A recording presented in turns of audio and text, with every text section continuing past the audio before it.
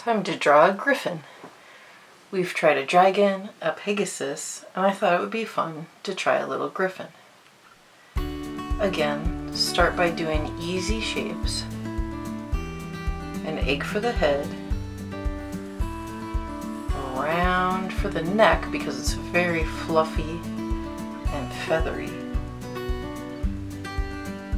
a bean for the body, and a really long tail with an almond shape at the end for the big fluff on the end of the tail. A small wing with a rainbow up, across, in, and down, and little feathery ears made of triangles. And of course we need a small little beak. The legs on the front will be an eagle's legs.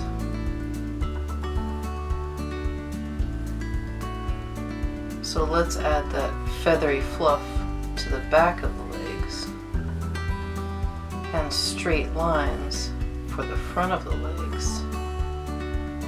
We'll add the claws later. The back legs are a lion's legs. So we'll do an arc going back, a line going down, back, like an L shape. If you use L shapes for the back leg, it'll look just right. And then we'll add in the paw later. Let's do another one, just barely visible back there. And we do need one more little wing. So now that we have all the simple shapes, we need to think about the details. First, in the center of the circle you drew for the head, we want to draw an eye with a rainbow up and down, and inside we're going to draw 2 half circles to give it a nice shiny eye.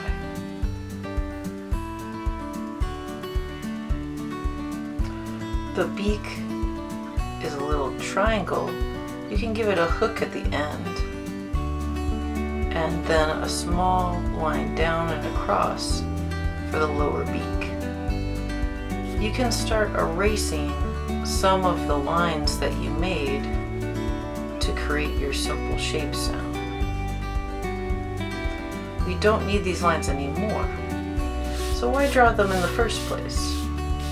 Well, by drawing the simple shapes like a circle for the head, a circle for the chest, and a bean shape for the back of the body, I made everything look right.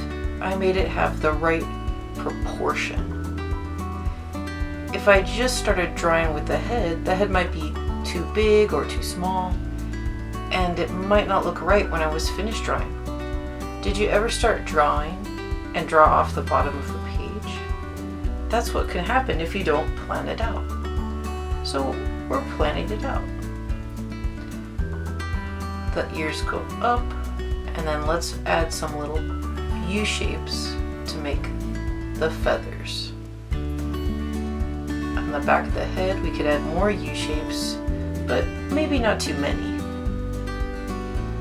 It doesn't need to look like it's really a totally puffed out feathery explosion. Let's add some more U-shapes to the front. So I'm following the line I made with my original simple shape to make my new shape made of U's. The wings, we want to add a little detail. U-shapes at the back for the short feathers, then longer lines for the longer feathers.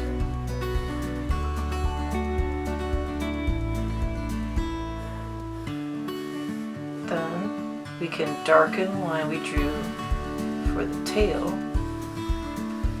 And at the end of the tail, add curving lines. Imagine you're drawing wavy grass. Everybody can draw wavy grass, right? If you can do that, you can draw a lion's mane or a lion's tail. Now, the feet might be a little bit difficult if you've never drawn them before, but just follow step by step. The back feet are a lion's feet. Make sure that your line goes up, down, and across to make a big poof. Then divide that space up with 2 curving lines to make your lion's paw. Same on the other side. If you want, you can add claws to it too, with just a quick V shape up and down. Finally, the front claws go up and down, and then we stop here to make the actual claw. So that's up and down like a wave, and then a rainbow shape for the claw, and a little bump on the bottom. Let's try it again. Down, bump, rainbow shape, bump, and up.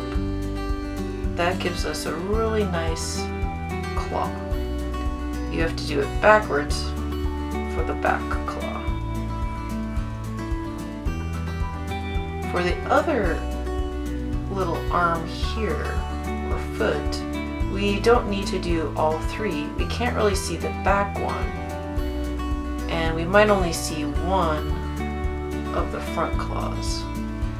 So that one we could just leave like that, or you could do another claw like a little shadow, like there. Speaking of shadows, maybe we should add a few shadows to make this complete.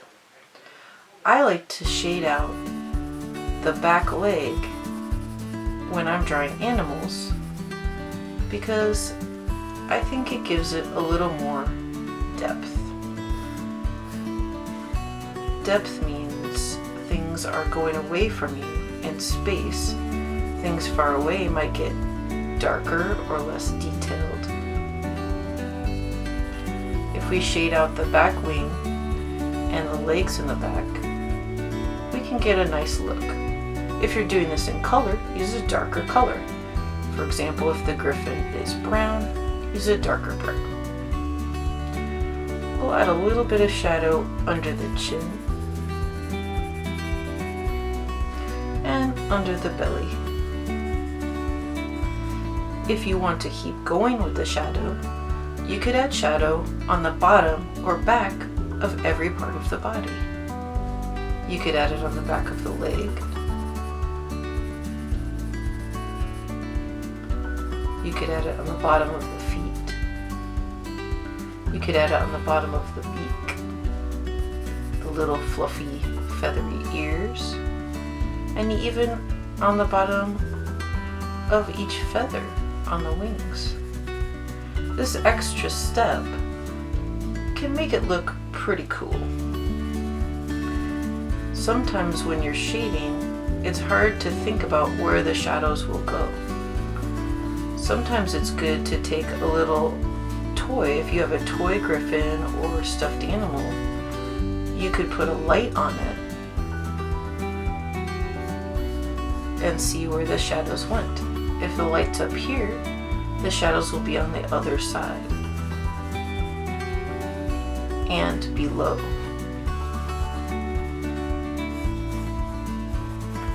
So you can give it a try at home. You could take a stuffed animal or an action figure and try putting one lamp on it in a dark room, maybe at night, or just close the curtains, and you can see where the light goes on your stuffed animal or action figure, and then you can try drawing it. Thanks so much for drawing with me today, and I'll see you next time.